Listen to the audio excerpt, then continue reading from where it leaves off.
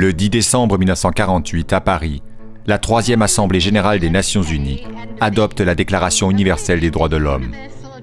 Aucun des 56 États membres n'a voté contre le texte qui précise les droits humains fondamentaux,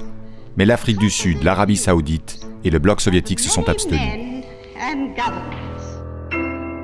La philosophie des droits de l'homme est née avec le siècle des Lumières et s'est inscrite dans la Déclaration des droits américaine de 1776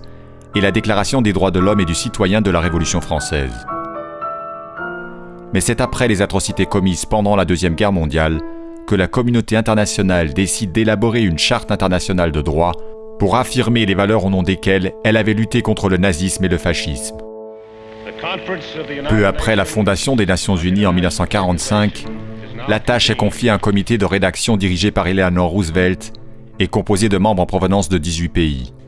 Rédigé par le Canadien John Peters Humphrey, remanié par le Français René Cassin, c'est un texte pragmatique et négocié marqué par de nombreuses contributions qui est finalement soumis au vote 2 ans plus tard.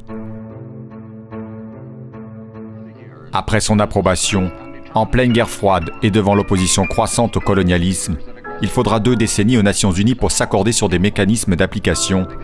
alors que l'Europe signe dès 1950 la Convention de sauvegarde des droits de l'homme et des libertés fondamentales.